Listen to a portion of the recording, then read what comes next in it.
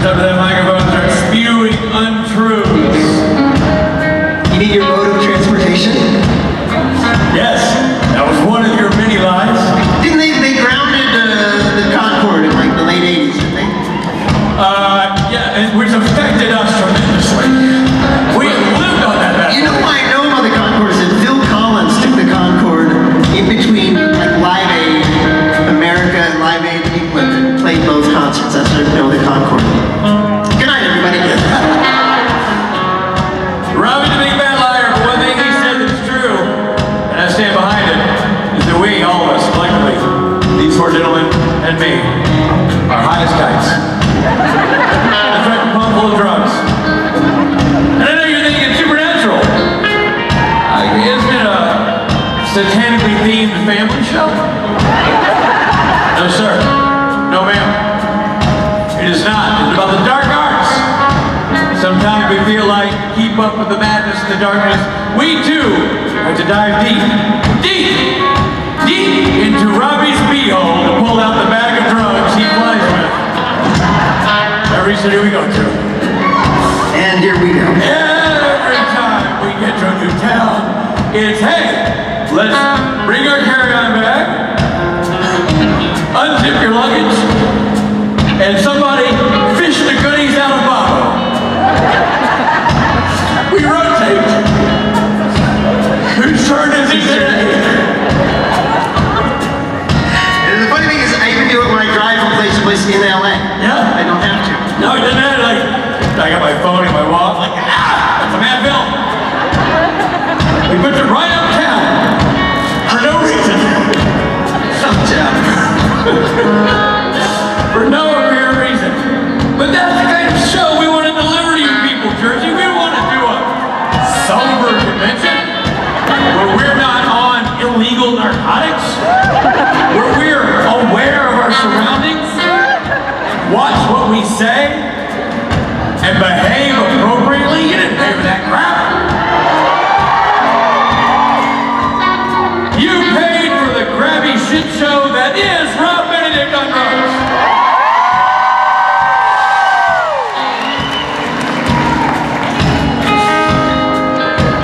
I'm always a fan of watching the sign language translators. Big round of applause for our translators who come here and help everybody do this show. I just enjoyed watching her sign ass-grabbing shit show that is Rob. Turns out there's just one side to that. They just point at me. Yeah, they're like, She actually just holds up a picture of me. you're that famous. How many of you people are here experiencing your very first supernatural convention? How many are you? Fairly good number. I swear you said Bobby's beehole. I have earplugs in it, so I didn't. Maybe it's not here what I want to hear, but I'm pretty sure. That's what she said. Anyhow, good. Anywho, that's awesome. You're in for a treat. And we have a good show. And Jersey's always a fun con, man. I'm telling you. It is always a good city. It's always a good con. We always have a great time, and we always do it while rocking out to one of the best bands on the circuit. Ladies and gentlemen, over to my left, that's Loud and Swain right there. On the drums, cosplaying me in our matching maroon shirts, Steven Norton.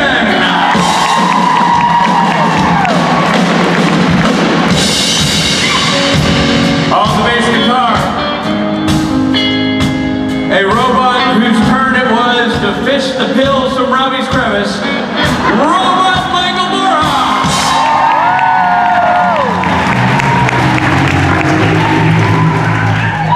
That's why we let him go up in there. Those fingers are so nimble. Playing the guitar and a man who's ignoring this entire anal line of humor. The patron saint of suddenly giving a shit and Satan's very own musician, Billy Moran.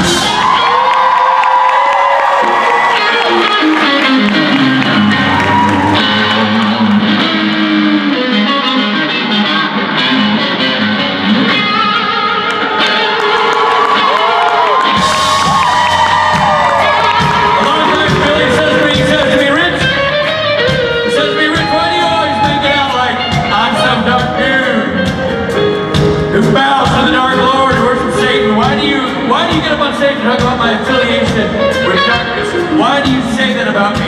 I'm not that guy. And to him I say, look at your goatee, man. You look like Satan.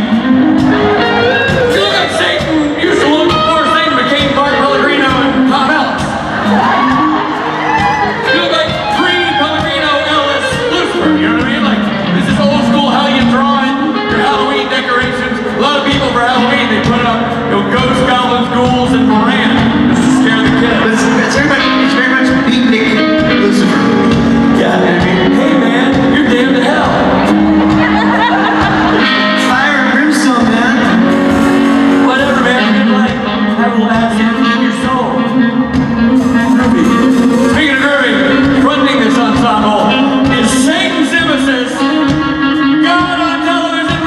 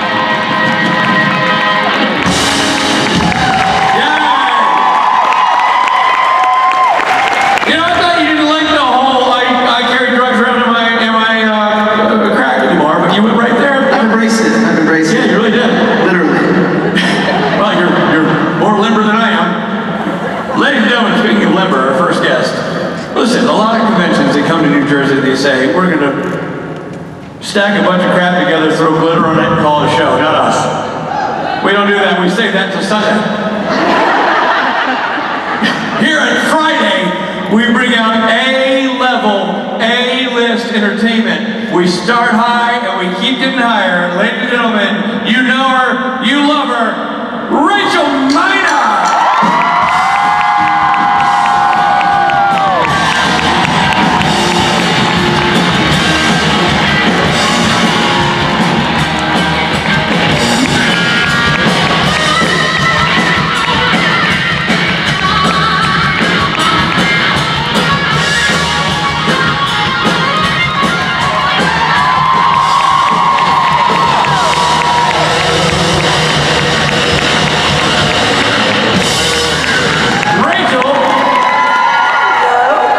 This is kind of as close to your hometown as we get, right? It is, yeah. I actually stayed at home. Did you really? Yeah. It probably took you longer to get from New York to New Jersey than just flying here. The traffic here blows. There is that, but it's worth it to sleep in my own bed. Yeah, I bet. Whoa. Sorry. Whoa. I say that out loud. I say that out loud. Hashtag inappropriate. Hashtag apology. Oh, you're like, what I wouldn't give. Maybe this is amphetamines talking, but holy shit, what I would give with that sack. Oh boy. Rachel, I apologize, and I give you the stage. Rachel, man, everybody. Very much. No, please don't. Keep it classy. I cannot believe you just said that. How are you all? My day just got significantly more fun. It's great to see you. Yes, let's start this off right. How are you? I'm so excited you're here. Thank you. I'm so excited to be here. As you've seen, my countdown has been going. Yes, that's what I was saying. I've been watching her countdown like all year to like when this is going. So we like round of applause. You are here. Awesome. Finally. My question is, oh, this is weird. When you were playing Meg, or even now, like, were there any songs that got you in that mindset, or made you think of Meg? That's a really good question. And often, like for a lot of of clue me into that mental space. But interestingly, when I was doing Supernatural, I more just listened to music that was inspiring me at that time, or that I like. Sometimes it was just for energy or things like that, and it was very much not make music. Do you have a song suggestion for me? There's a song called Blood in the Cut by Kay Flay, and it's like a really badass song. Nice. I gotta find that. Yeah. That's awesome. Yeah. It gets I feel like what I have done is, since doing the part, I've seen so many people have put out really cool like compilation videos to different songs, and I've ended up like downloading a lot of those songs. Like I feel like everyone in this Supernatural fandom family, it has better taste than I do, and like you inform me and teach me. So. I'll tweet you some songs. Oh, perfect. Thank you. Yes. And I do not mind being in the make mood even when I'm not playing Meg. I think we all need a little Meg in our lives. Hey. Rachel, my name is Angelica, and you inspire me every day to be myself. And so I'm getting emotional here. What did the Supernatural family mean to you in your struggles and helping you overcome the battles? And I just love you so much. Thank you. That was amazing, and thank you. And you all inspire me every single day, and you keep me going. And this Supernatural family has meant everything to me, and this group has basically, I think, brought me back to life many times. So if I can do the same, that makes me really happy, and that's only fair. No, because I feel like there's a call and response where hopefully helping to teach each other that it's okay to be you, to express yourself, to none of us fit whatever mold where we're often taught by society we should fit. And I now am so more and more determined because of everything that I've learned from all of you to help break that false facade for all of us and let us free. If that makes sense.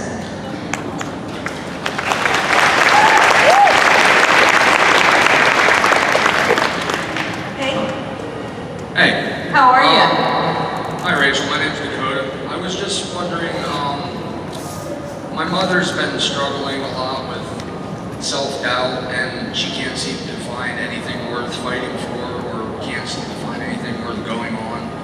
And I know that you're really good at finding the positive stuff in life and finding all the happiness and the brightness.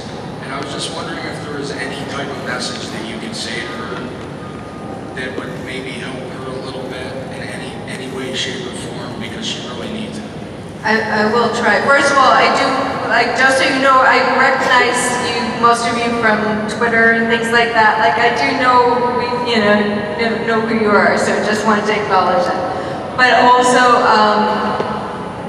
here's the tricky thing about finding those things that inspire us and keep us going or whatever, is that they're different for each individual. So I don't know what will give that to your mother, but what I will say is to search out those things and to make sure they're around and in your life, and to know that that's a priority.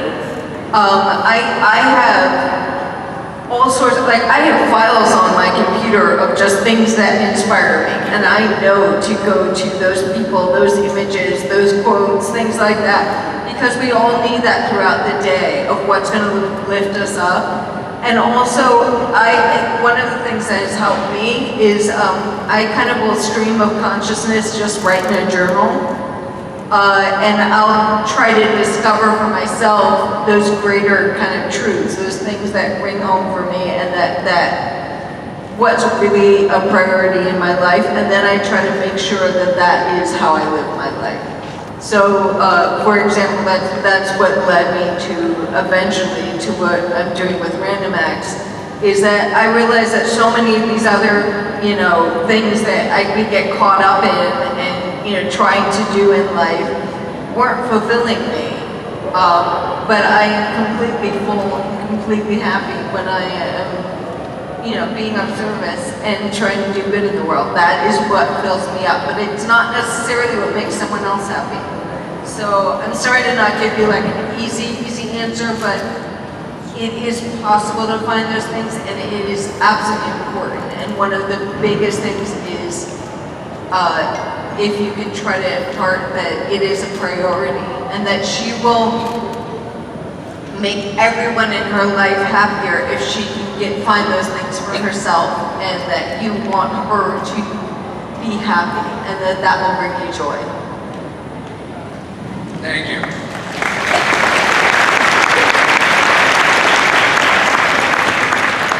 Rachel. Hey.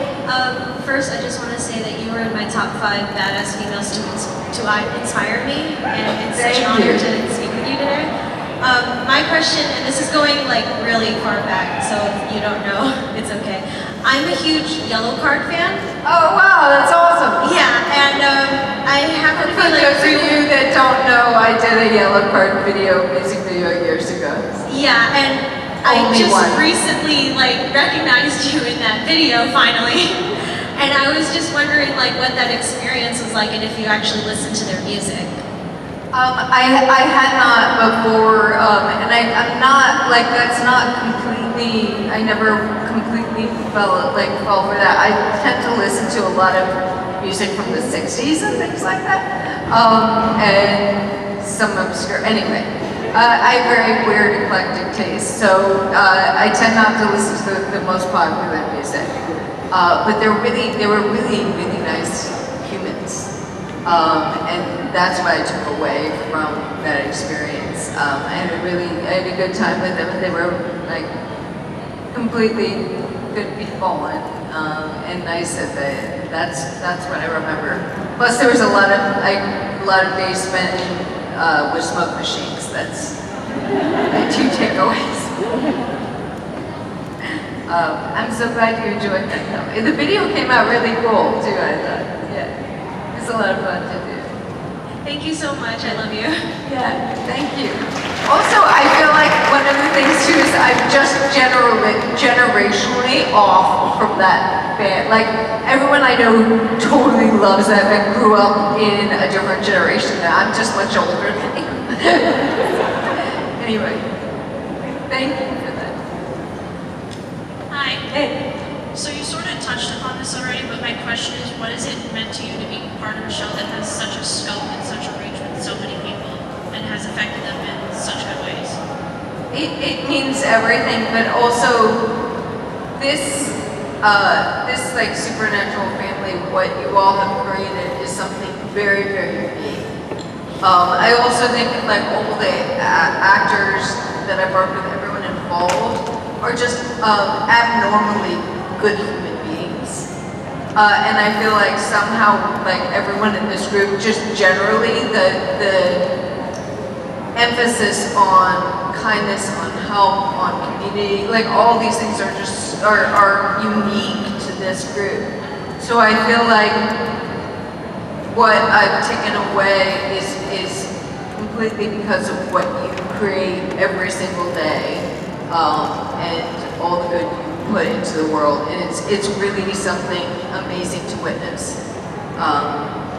One thing I've noticed, like when I'm in an autograph line or something, is how nice everyone is to each other. I can't tell who knows each other, who's like siblings, versus who just is acknowledging the person sitting next to them. There's such camaraderie and there's such kindness, and I just want to see that more in the world, period. I feel like we start something cool, let's take it out to the rest of the world.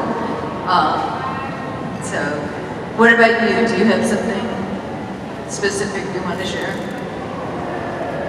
No. That's all. Just thank you for the great question. Thank you. Hi, Rachel. How's it going? Good. So, number one, love seeing you all the time. But I have a question pertaining like best friend. We both have disability, and we recently just became part of SAG as aspiring actresses. We got our first, I guess, major extra role. And I want to know, since you've been wonderfully successful in this area, what advice or suggestions can you give to us and or anybody else in our position who is trying to overcome uniquenesses and following their dream? Well, first of all, I've not been wonderfully successful at getting work since having a disability. It is a problem. It's not something that is easy for a lot of people to accept, but I think it's something that is absolutely important. And it's why I do speak out about it a lot. I advocate for it a lot, because we need to see better representation all around. And I do think it starts with also with background actors, with everything. We need to see that it is okay to be physically different than this false norm that we're given in film and television most of the time. Now, I'll tell you, I think I have a little bit of a clue with one of the reasons that we're not always hired, which is it can be cost prohibitive. Most sets are not ADA compliant. And it's something that most producers don't want to admit because they're kind of legally required, but no one actually does it, and like whatever, and so they don't want to get in trouble. And if you hire someone with this disability, all of a sudden you have to pay attention to things you never had to before. And I'm not saying this from an angry point of view. I empathize because I've produced as well. And you're always trying to figure out how to cut costs and like not get in legal trouble. And it's a lot of responsibility. But I think that that's one of the conversations that I hope people start having. My hope is that it becomes the standard that all sets ADA compliant, so therefore it's not cost prohibitive to hire someone with a disability. I think that would be a start. And just giving you like the total honest answer, but I also do think things are moving in the right direction. I'm seeing them move in the right direction, and I think there is a lot of hope, and I think that, that there'll be more and more opportunities, and it's important that we're there. And it's important not only to you, but for other people to see that it's okay to live a life and not fit that false norm.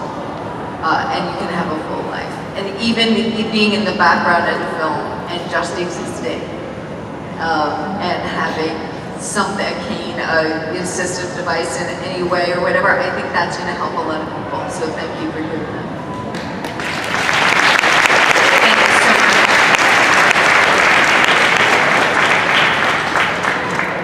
I'm sorry, I couldn't be more like, we got this, it's totally easy, here's how you do it. Because I'm figuring it out, because I get a lot, like for me, just so you know, like my experience so far has been a lot of people who are very enthusiastically like, oh, I want to help, but not necessarily doing anything about it. So we've got to like take that next step. And I think, again, we're moving, we're getting there. But it also, it's up to all of us, because I think they also need to know that audiences want that. And one of the other falsehoods, I think, is sometimes producers will think, oh, well, the audience for people in a wheelchair is people with a wheelchair, or the audience for someone who is deaf is people who are deaf. And it's not that. I think any of us who have ever been marginalized or ever felt like we didn't belong, we feel represented by other people who don't, again, fit this like weird norm that no one actually fits, that we're shown so much of the time. So that's my 2 cents.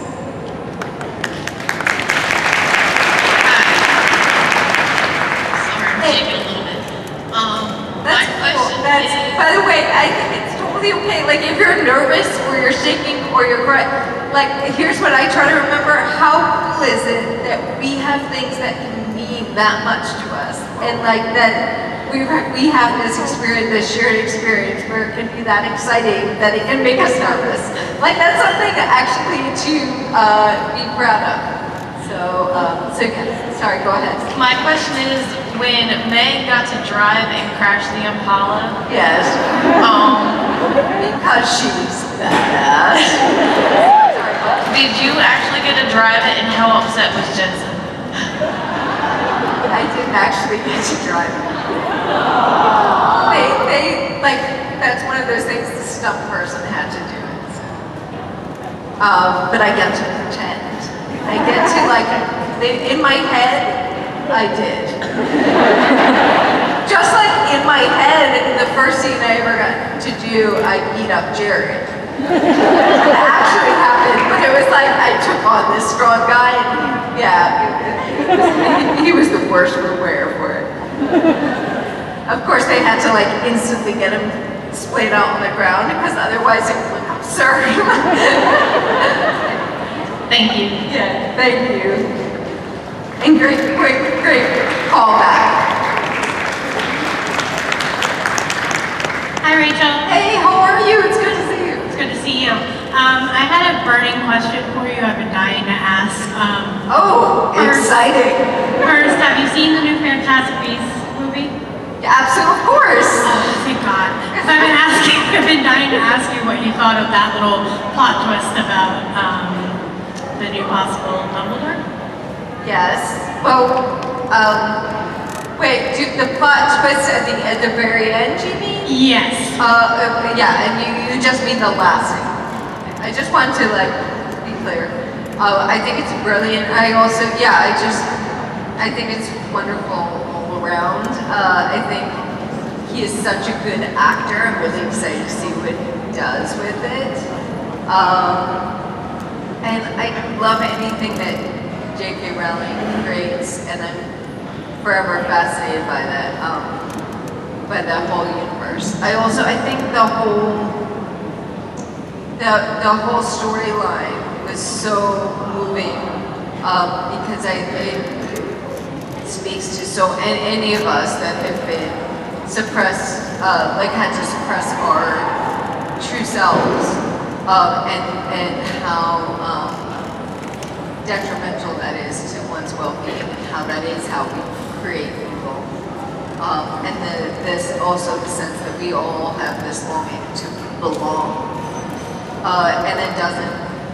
I wish more of us could find that it doesn't come from the outside. You're not going to feel like you belong until you actually learn that inside. It doesn't matter what your last name is or anything. And I think that's what that is saying. Like that whole storyline.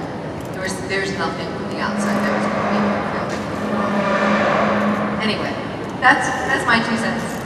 Now we'll see what comes next.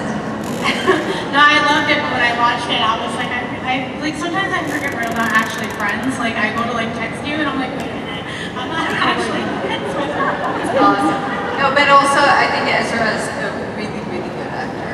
I was lucky. I worked with him on one of his first jobs in Californication, and he was so great and just talented from the get-go.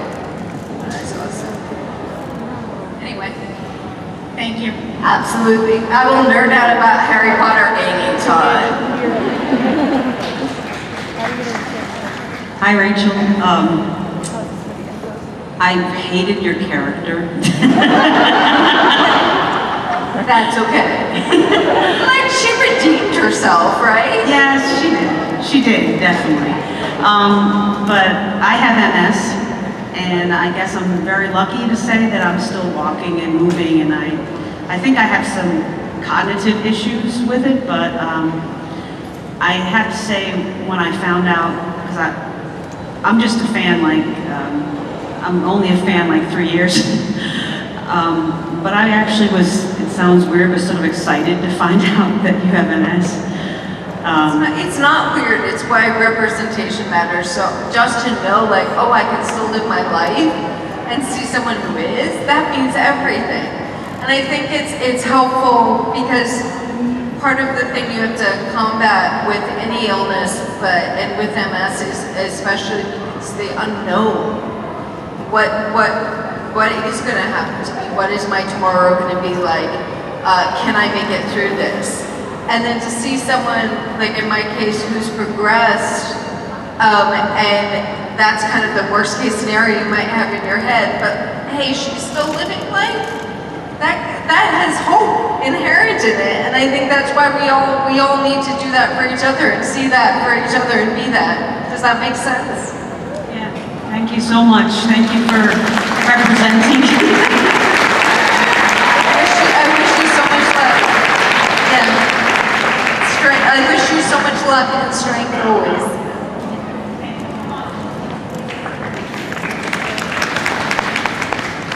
Hi, Rachel. I love Random Acts, and I've been including Random Me Acts. too. I've been including Random Acts projects in most of my courses, so I'm curious to know, yeah, they're really powerful, they're really great. Thank you for that. That's huge. So you're a teacher? I'm a professor, yeah. Wow. So professor of what? Leadership studies. Amazing. Yeah. Yeah, seriously, round of applause for that. I think there's no more important than teaching, so thank you. Great. So my question was sort of two parts. Where do you see Random Acts going in the future, and how do you see your leadership role in it? In terms of where we go in the future, actually, what you're talking about is a big part of that. I think that there needs to be more and more community created for all different demographics, types of people, walks of life. I feel like a big break point for us as human beings is whether we create supportive communities. Kind of went off, I think, especially with the internet. It's so easy to get isolated these days and to not have actual community and actual support. There's also a kind of thread that runs through our society of we have to pretend perfection, so it's not okay to admit weakness or admit that we need help, and I don't think any of us can survive on our own that way. And so I think that having community where we can share and say, hey, I need help, I'll help you, is super, super important. So one of my goals is that, you know, we've expanded a lot since I've been there. There's a lot more staff. We've also expanded the regional rep network, and we're going to continue that. And I hope to have, we have our first college group. I hope to have more college groups, local groups, all like in all different communities, and you know, speak to various nerd communities, but also, you know, well, we're all nerds of some kind, but like various random communities, but also you know, college communities and pre-K community. I don't care, all of them, and I would just like